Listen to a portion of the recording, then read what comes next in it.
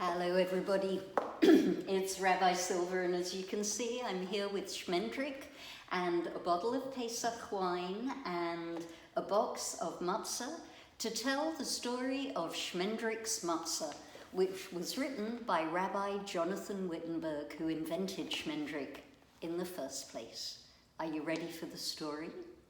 Then I'll begin. Shmendrick didn't want to buy matzah for Pesach. He wanted to make it himself. "Rabbi," said Shmendrick, "I'm sure it didn't come in those square boxes when the children of Israel were in Egypt. They had to make it themselves, so we should make it ourselves as well. Otherwise we won't be able to say that it's the same bread as our mothers and fathers ate when we were slaves in Egypt." "But," said Shmendrick, "there are some things I want to put in," and he whispered them to the rabbi.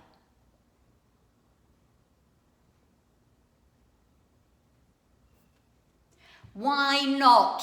said Shmendrick.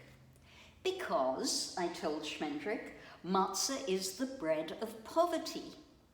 So I can't put any chocolate into my matzah at all, not even the tiniest, littlest grated pieces?" said Shmendrick, very disappointed.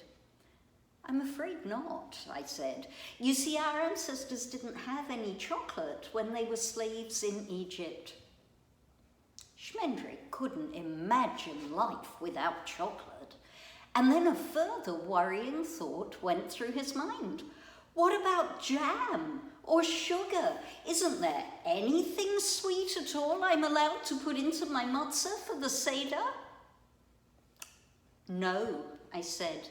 "They didn't have anything like that in Egypt. Life was very hard for slaves back then, Shmendrick, and it's still the same for those poor people who are slaves today." Shmendrick felt quite upset.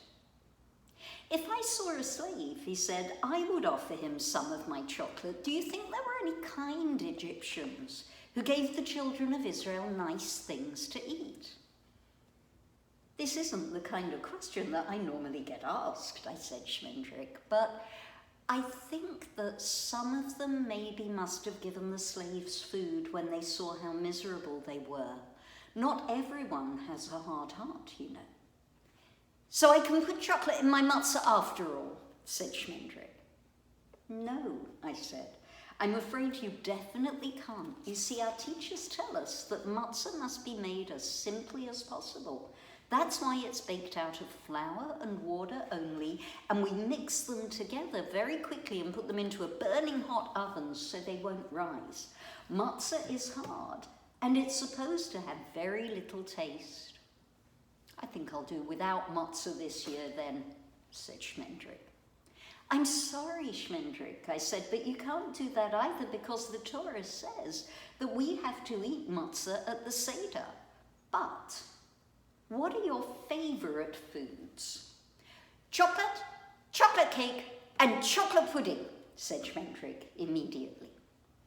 "Well, how about putting a little of each of them, kosher for Pesach, of course, in a bowl right next to your matzah at the Seder?" Yes, said Shmendrick. "Wait, I haven't finished," I said. "And then when you're eating the matzah, you can look at them and think, my ancestors didn't have these lovely foods when they were slaves in Egypt, so I won't eat them either." Shmendrick thought that this was a terrible idea. "But," said the rabbi, "when we remember how our fathers and mothers left Egypt and became free, then maybe you could allow yourself a little piece of chocolate and a morsel of cake and a spoonful of chocolate pudding. And that way," I said to Shmendrick, "the matzah will have reminded you of the taste of freedom." Chag Sameach. Say Chag Sameach, Shmendrick. And Shmendrick says Chag Sameach to everybody too. We'll see you after Pesach. Bye.